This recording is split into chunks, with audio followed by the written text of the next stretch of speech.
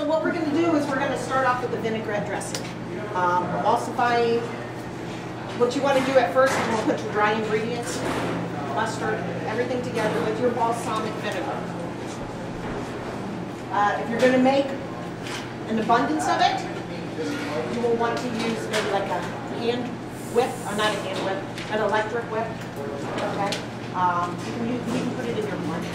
Put it in your blender. But the last thing you want to do is make sure that you put the oil in very slowly, so it all comes together. The oil is going to help it all come in together, blend together. Okay.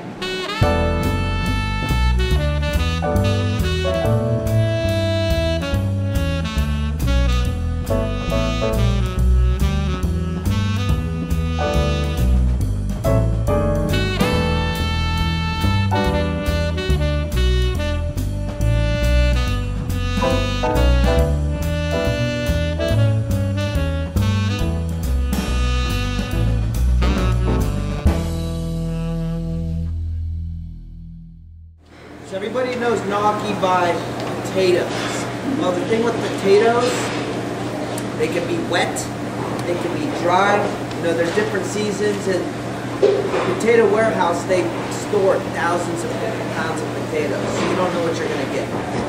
The inconsistency of the pasta, it's a hit or miss. So I have a simple flour, egg, and cheese recipe. Makes a light and fluffy pasta.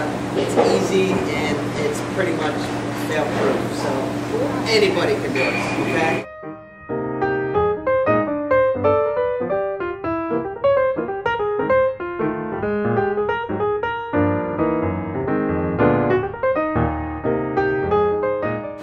One of the hardest stages is cooking this dough on the stovetop to the proper stage that it needs to. And I don't refer to smelling like a sugar cookie, okay? A little nutty.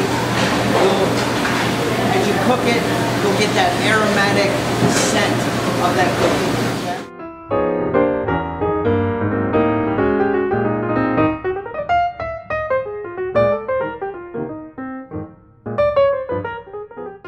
Now this recipe, this is where you can tweak and get as fancy as you want to get, okay?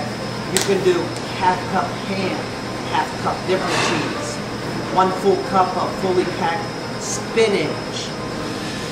That 1 cup of cheese, you can split it up on any creative line. You can do 1 cup of mushrooms, do a mushroom gnocchi. You can do creative bacon. I love bacon, so you can do bacon gnocchi, which is awesome. So at this point, I'm going to get it mixed up, slowly adding into the bowl, just little by little, so it melts and incorporates without the dough in the dough evenly.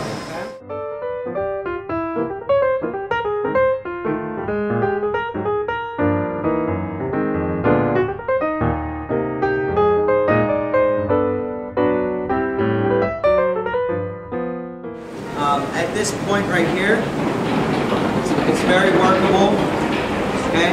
It might be hard for some. I like to just squeeze the bag. Alright, comes out in little forms like this.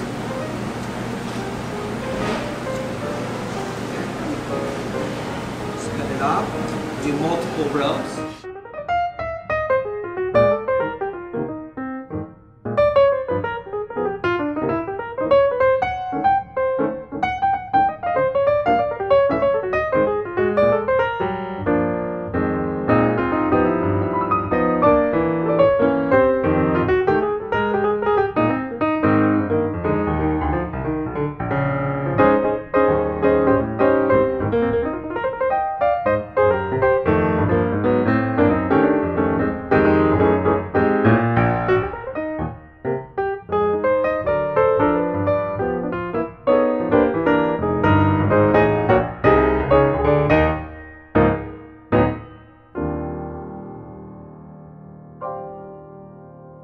I've already went ahead and tempered my chocolate.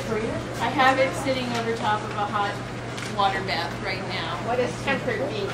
It means that we are warming the chocolate over in a double boiler. This is over hot water, so the chocolate will come up to a melting stage.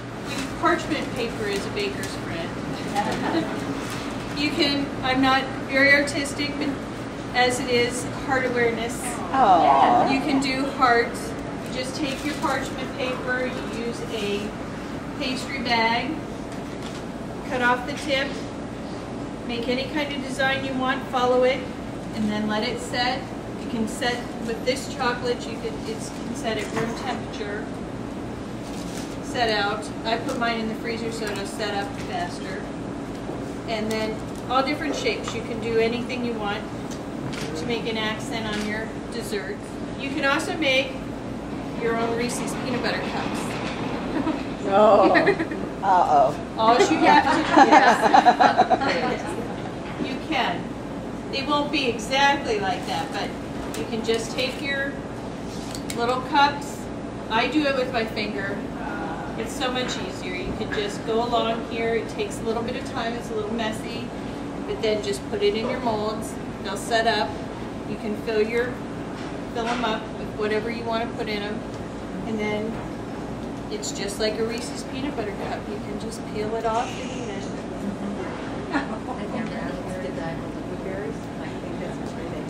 As well as you can take different,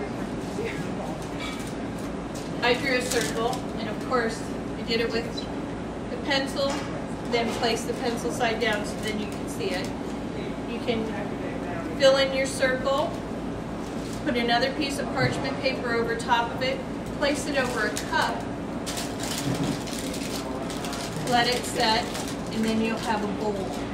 Oh. So you can make a tiramisu, and the bowl will be edible.